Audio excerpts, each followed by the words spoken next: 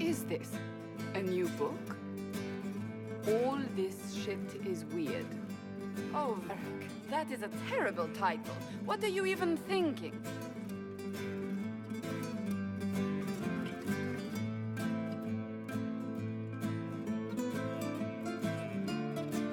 The sky churned like a rolling sea on a dark and stormy night, centered on a gaping hole that led to the arse end of nowhere. A hole that spit up many things that day, comets, demons, and a whole lot of trouble. It's about the Inquisition.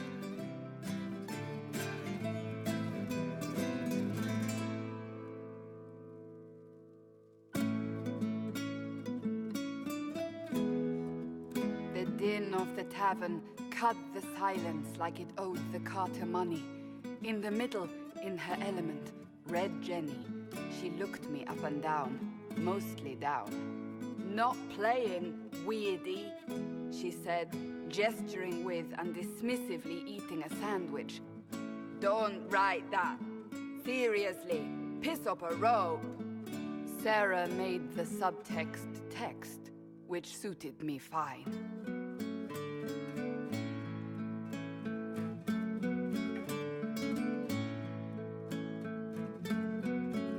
Court enchanter swirled into the room like a drop of beautiful poison spreading in glass. She sized me up with a glance. "I'm so glad you made it, my dear," she said.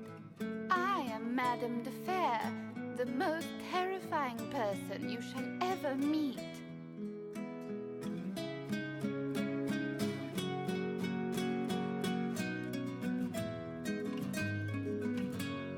Liliane enfolded Alphonse in an embrace as warm as a serpent's kiss.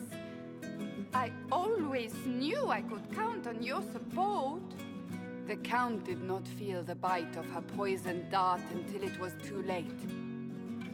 "Even if it requires your death."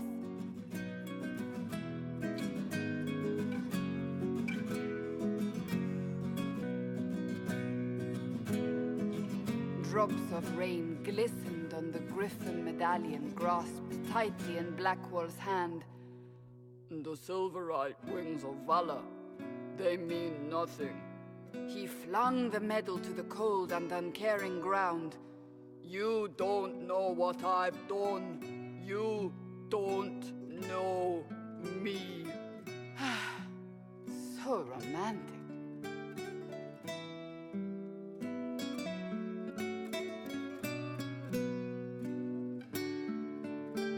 Cole moved like a shadow that also moved like a knife, a shadow wearing a hat where dreams came to die. "It's a riddle," he whispered. "A cold riddle that gnaws at your mind, but you'll feel better when it's gone." That makes as much sense as anything Cole says.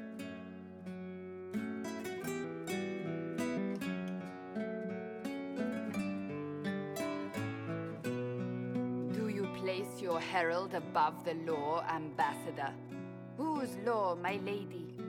Josephine's eyes glittered like angry opals. "The law destroyed by rebellion, by civil war, by poor fiscal management. We are the law."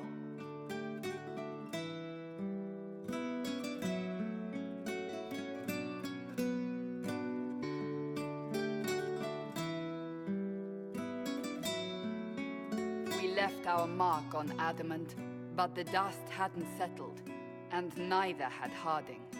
"I can offer you a drink, if I catch your meaning." "If you'd caught my meaning, you'd have offered a double." What is even happening here?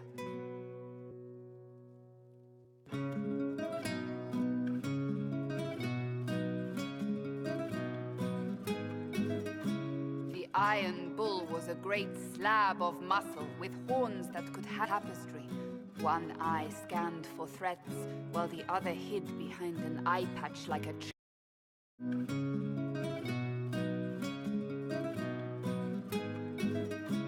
The Iron Bull was a great slab of muscle with horns that could have tapestry. One eye scanned for threats, while the other hid behind an eye patch like a chantry sister's old sins. "Come on," he barked, not looking back as he entered. "The dancer with the great rack comes on in 5. That is spot on, actually.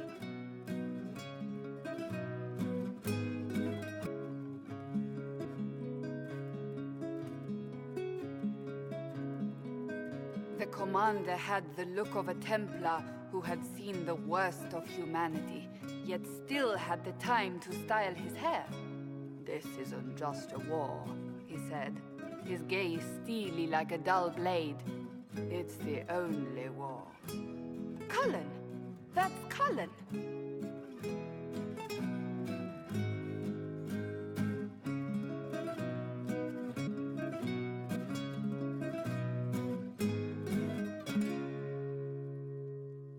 The mage wore a class of handsome sneer cultivated by 1,000 years of Tevinter elitism.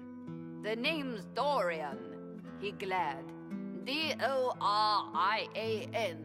Spell it right, you marble-headed lump, or it's toad time. A toad? That's hardly credible.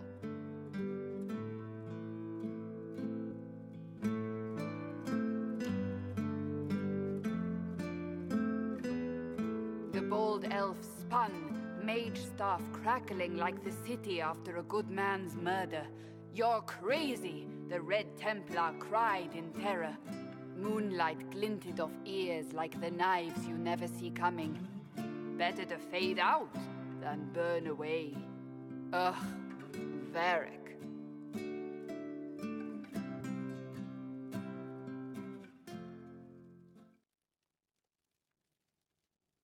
Wait, where am I? I don't... Oh, here it is. The Seeker clutched at my vest, her tears as desperate as they were pitiful. "Verric, I was wrong about everything," she sobbed.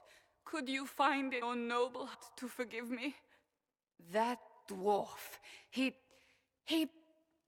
put me in the book! I'm in the book! I am reading the shit out of this!"